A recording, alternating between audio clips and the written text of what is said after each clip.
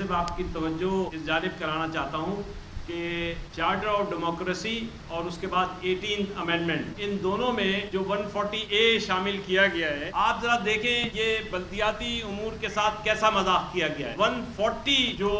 Article ہے وہ ہے پاورز آف ایڈوکیٹ جنرل، اور اس کے اندر ایڈیشن کر دیا ہے 140A وتھ یہ فائنینشیل ایڈمنسٹریٹو پاورز کے ساتھ۔ ایک تو یہ ہے کہ اس کے برخلاف انڈیا میں 1992 کے اندر 72 اور 73 امینڈمنٹ کے ذریعے انہوں نے بلدیاتی اختیارات کو تشریح فرمائی، اور اس طریقے سے انڈیا میں 1992 سے وہ تمام اختیارات اور سملیرٹی کے ساتھ پورے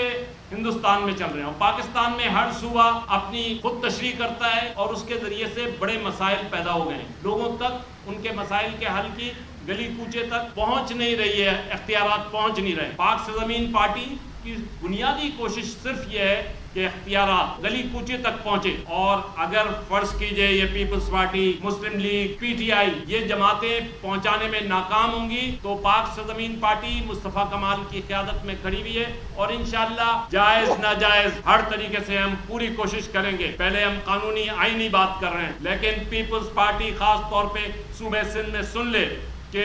ہم آرام سے نہیں بیٹھیں گے، ہمارے حقوق ہم پوری طریقے سے انشاءاللہ العزیز حاصل کریں گے۔